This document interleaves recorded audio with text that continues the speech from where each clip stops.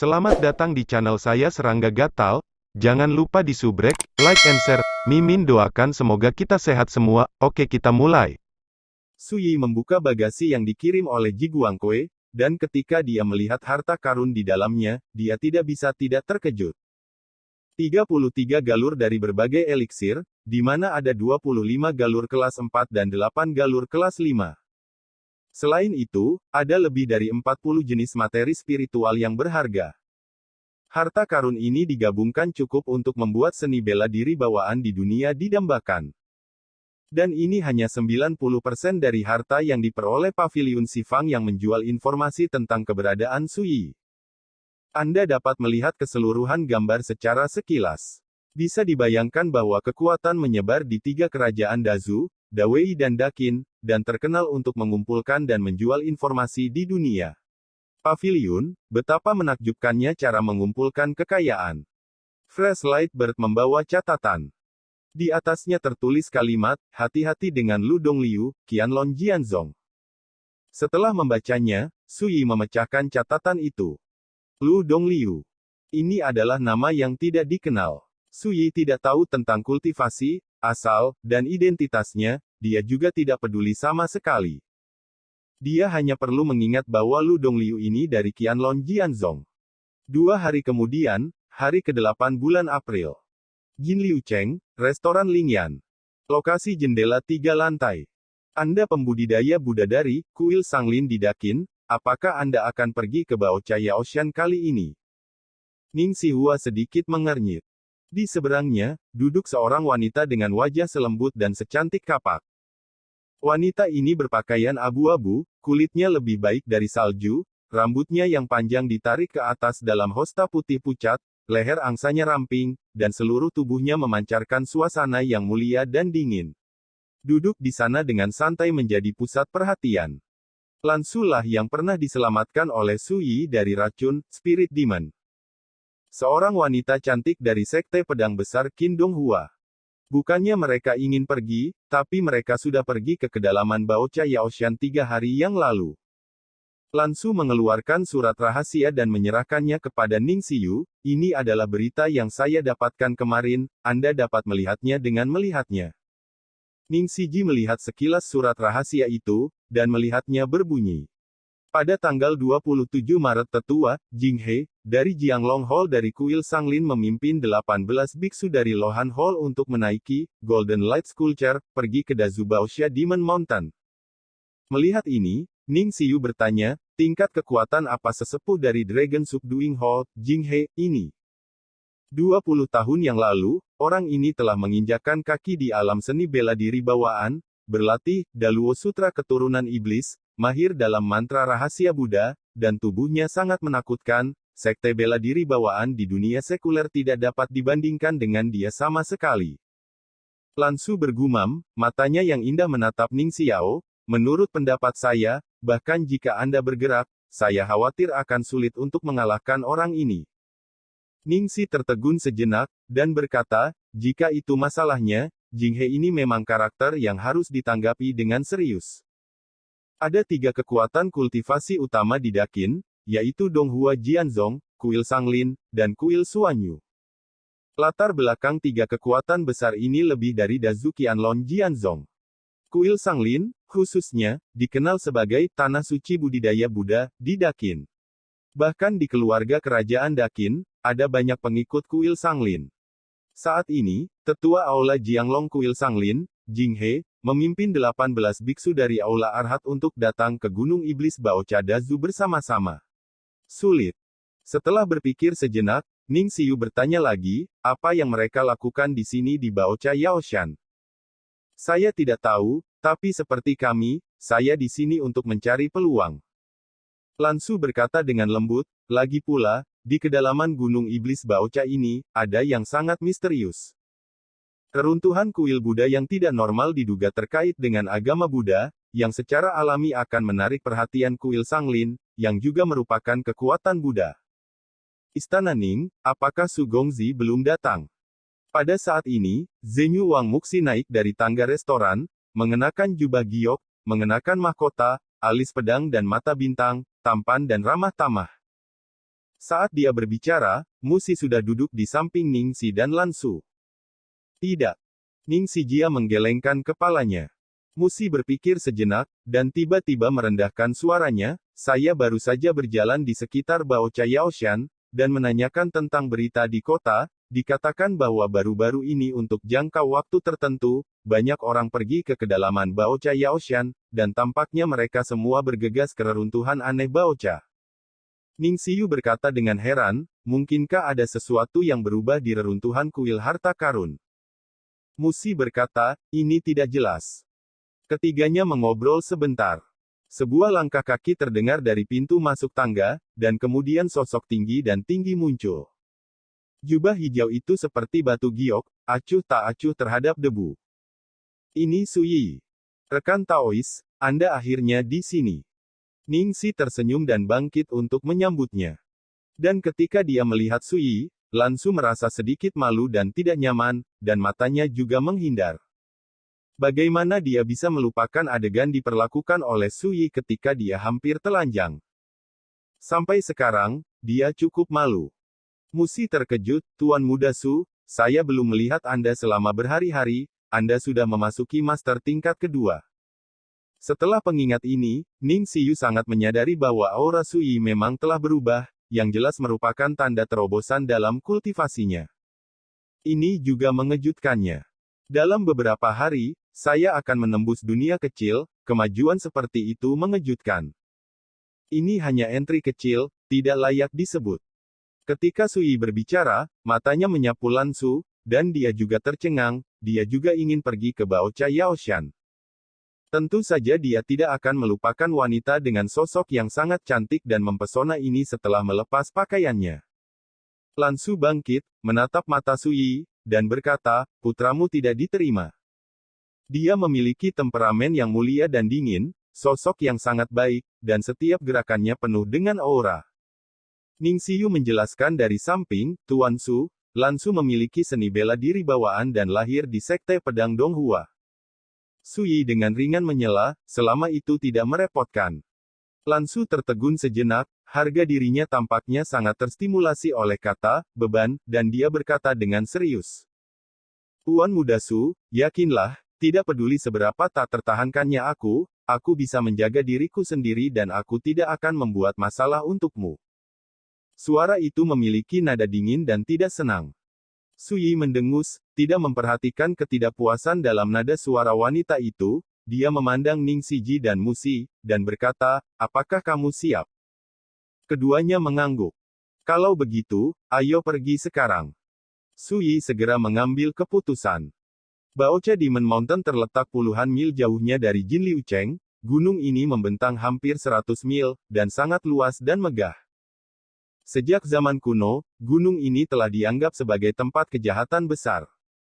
Monster mengamuk, racun beracun itu angker, dan ada beberapa roh jahat yang berkembang biak di dalamnya, belum lagi orang biasa, bahkan seniman bela diri yang sukses berani terlibat. Ketika Suyi dan rombongannya tiba di pinggiran Baocha Yaoshan, hari sudah sangat gelap. Saya melihat langit di atas gunung Baocha Demon, mendung dan mendung, menutupi langit seperti timah, membuat gunung dan sungai menambah suasana yang menyedihkan. Lihat pemandangan ini dari kejauhan. Mata Suyi tidak bisa membantu tetapi sedikit mengembun, energi iblis melonjak ke langit, dan kabut jahat menutupi langit, tempat ini memang aneh.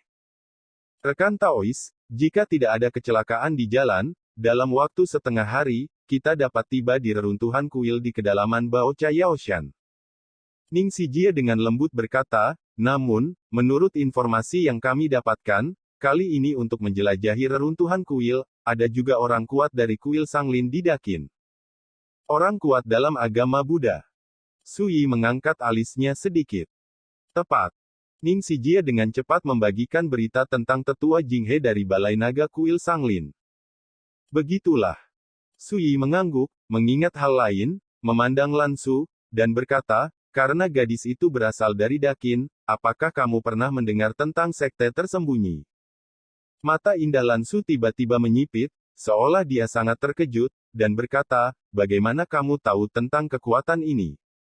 Su Yi tidak menyembunyikannya, dan berkata, beberapa hari yang lalu, saya membunuh jiwa tersesat milik seorang biksu spiritual.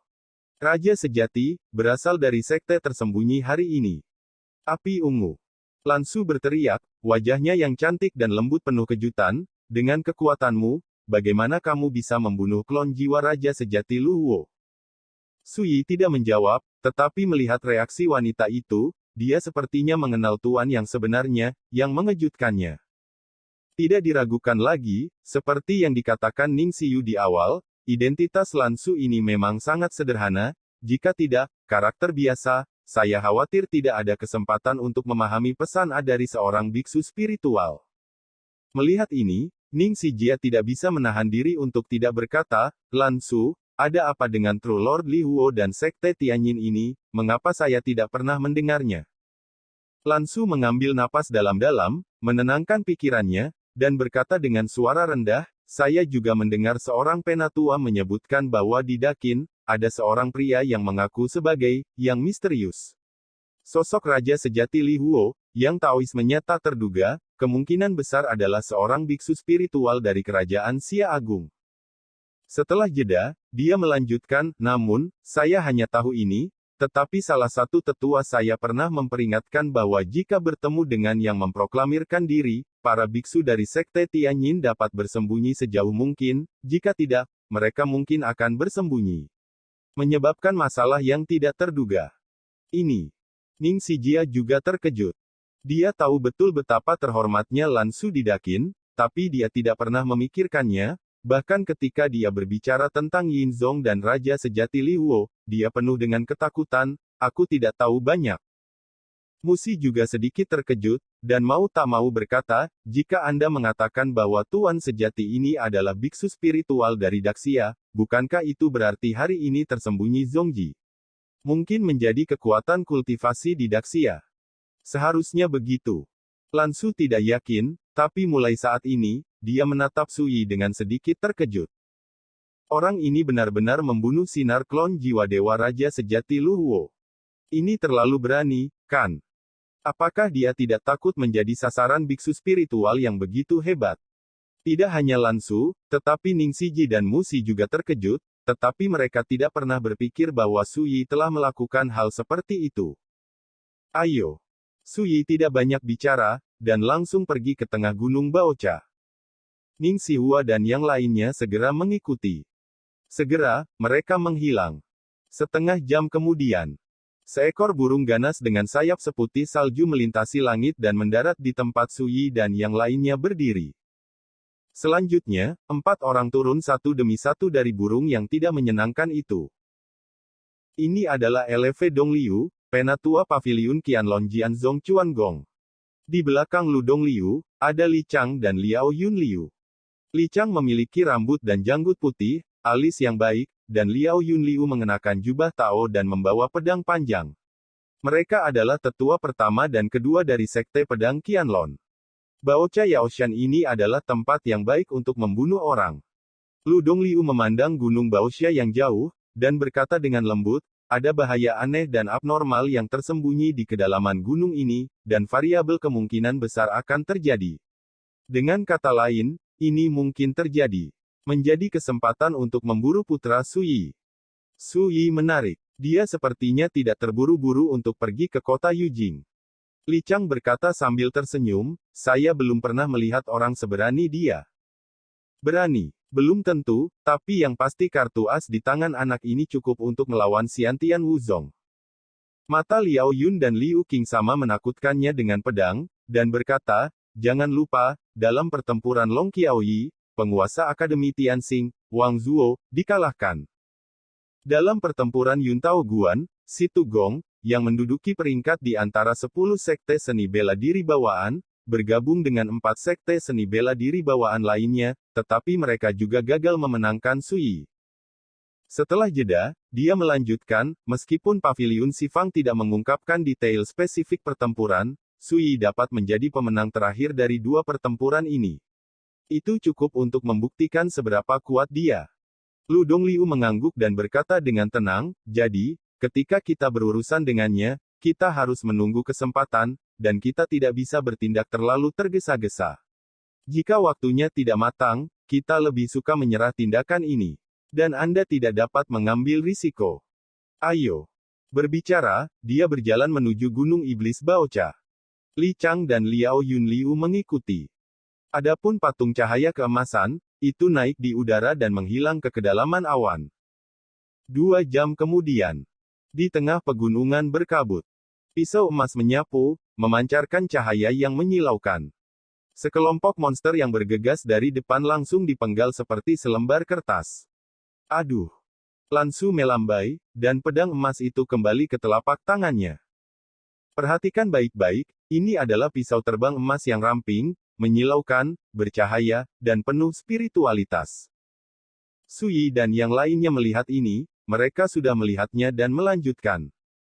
Sejak mereka memasuki Baocha Yaoshan, mereka menghadapi banyak bahaya di sepanjang jalan.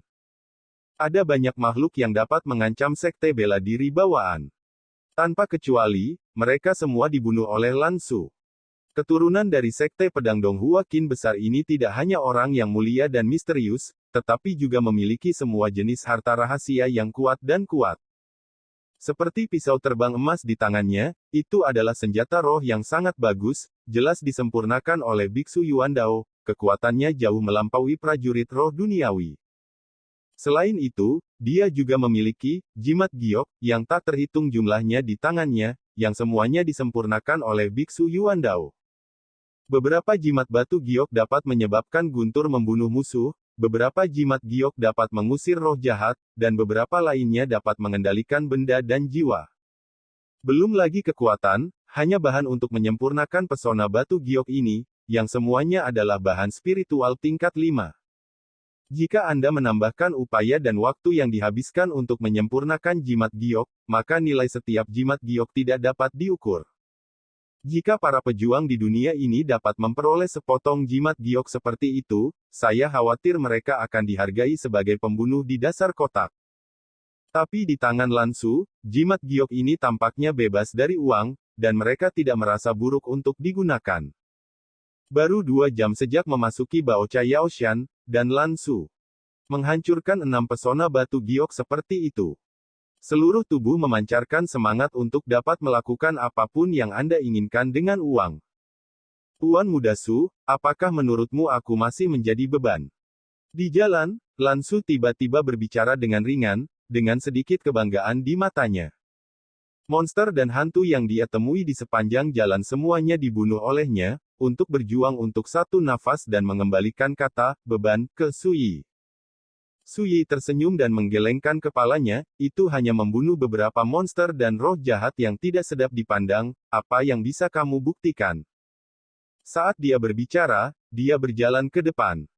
Melihat ini, Lan Su hanya bisa cemberut, mengakui bahwa sangat sulit bagimu untuk berpaling. Pria pelit. Saudari Ning, ambil jimat giok ini untuk pertahanan diri.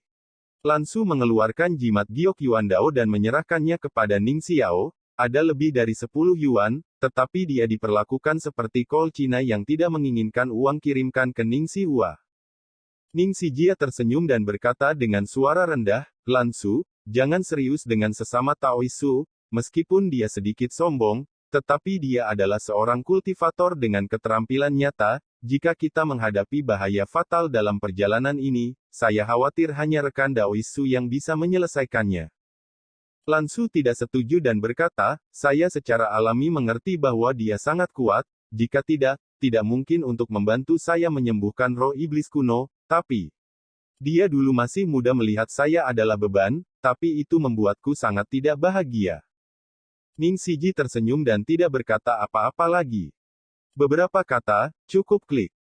Seperti sekarang, tidak peduli berapa banyak yang dia katakan, dengan pikiran bangga Lan Su, aku khawatir itu akan sulit didengar. Saudara Musi, apakah Anda membutuhkan jimat giok untuk pertahanan diri? Lan Suoqing berkedip dan menatap Muxi, Raja Zenyu. Musi membeku sejenak, lalu tersenyum tulus, sepertinya aku tidak punya alasan untuk menolak. Siapa yang tidak menyukai terlalu banyak bayi? Lan Su segera mengeluarkan selusin atau lebih jimat giok, menyerahkannya, dan berkata, Ini, ambil dan gunakan, jika tidak cukup, jangan lihat di luar, sekarang kita adalah rekan di kamp yang sama. Musi tersenyum dan menangkap jimat giok itu, terima kasih, Nona Lansuo. Dia juga menghela nafas dalam hatinya. Dia telah melihat orang kaya, tetapi dia belum pernah melihat orang kaya seperti itu. Mungkinkah keluarga Lansu menggali tambang spiritual? Lansu berpikir sejenak, lalu bergegas maju, menyusul Suyi, mengeluarkan lebih dari 10 jimat giok dan menyerahkannya. Luo berkata dengan murah hati. Tuan Muda Su, meskipun Anda menganggap saya sebagai beban, tetapi saya tidak akan terlalu kecil untuk peduli dengan Anda. Anda memegang jimat batu giok ini, dan kesenjangan di antara kita akan terhitung terselesaikan.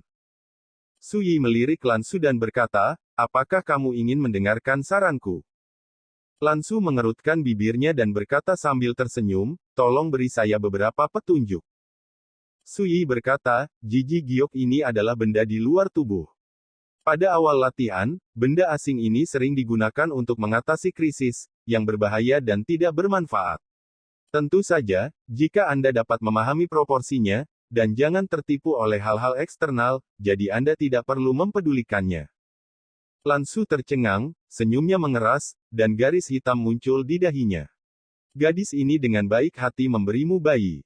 Mengkritik saya. Namun, dia tidak bisa membantah.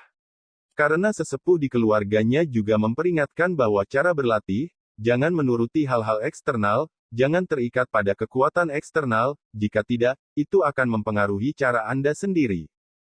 Kata-kata ini diucapkan oleh para tetua, yang cukup meyakinkan, tetapi ketika dikatakan dari Suyi yang berusia 17 tahun, itu membuat Lansu merasa sedikit tidak nyaman. Mengambil napas dalam-dalam, Lansu tersenyum manis, dan berkata, terima kasih atas pengajaran Anda, Tuan Muda Su, jimat giok ini. Saya akan menyimpannya untuk diri saya sendiri. Liu Suyi menoleh dan datang ke sisi Ning Siji, tidak tahu apa yang dia gumamkan kepada Ning Siji, dan setelah beberapa saat, dia tersenyum dengan mata terbelalak. Musi melihat pemandangan ini, dan diam-diam berkata dalam hatinya, meskipun Lansu ini sedikit sombong, temperamennya tidak buruk, penampilan dan temperamennya adalah yang terbaik di dunia, dan latar belakang keluarga jelas sangat tidak biasa, jika ada yang bisa menikahinya, tidak ada bedanya dengan memiliki tumpah ruah yang indah. 3 jam berlalu. Suyi tiba-tiba menghentakkan kakinya dan melihat ke langit yang jauh. Lihat. Di bawah langit itu, ada ratusan hantu teratai hitam, bergoyang, dan terkadang sosok kabur muncul di dalamnya, berkedip sekilas. Semua ini membuat dunia menjadi warna yang aneh dan menakutkan. Bagian depan adalah tempat reruntuhan kuil harta karun berada. Ning Sijia melangkah maju dan berkata dengan lembut, area itu juga merupakan area paling berbahaya di Gunung Iblis Baocha ini. Sejak zaman kuno, saya tidak tahu berapa banyak prajurit yang datang ke sini untuk menjelajah. Tapi itu hampir 9 kematian, dan saya tidak tahu berapa banyak nyawa yang terkubur. Ada nada serius dalam suaranya. Keruntuhan kuil harta karun itu sangat besar, meliputi area seluas 1000 mu. Saya mempertaruhkan hidup saya untuk membobolnya, tetapi saya dipromosikan untuk hanya memasuki area luar. Musi juga datang, dengan ekspresi aneh, aku mendapatkan liontin giok di tanganku darinya. Dia sedikit bingung. Semua orang di dunia berpikir bahwa Musi memiliki kekayaan besar, bakat unik, dan bakat hebat. Tapi dia sendiri yang tahu bahwa justru karena dia mendapatkan liontin batu giok, hidupnya benar-benar berubah, dan dia memulai jalur kultivasi. Dia membuat langkah besar di sepanjang jalan dan menjadi nama keluarga asing termuda Wang di Dazhou. Dapat dikatakan bahwa reruntuhan kuil harta karunlah yang mengubah nasibnya. Suyi bertanya, kultivator Buddha yang hancur yang Anda lihat saat itu juga terletak di reruntuhan kuil harta karun. Musi mengangguk, ya. Pergi dan lihat. Suyi melanjutkan tanpa penundaan. Tidak lama kemudian, saya melihat puing-puing terbentang di tanah di depan saya, dan ada bangunan bobrok dan runtuh berdiri di dalamnya. Dunia ini gelap dan suram, dengan aura iblis, dan kabut tebal menutupi reruntuhan, membuat mustahil untuk melihat seberapa besar reruntuhan itu. Menambahkan misteri. Dan ketika saya tiba di sini, ledakan nyanyian Chansan Sekerta muncul entah dari mana, mengambang di antara langit dan bumi untuk waktu yang lama. Nyanyian Chansan Sekerta jatuh ke telinga Sui, tetapi membawa rasa dingin dan menyedihkan, yang terdengar seperti hantu, membuat orang bergidik. Di kubah langit, hantu teratai iblis hitam bergoyang, dan udara iblis bergulir beredar di dalamnya, menutupi langit.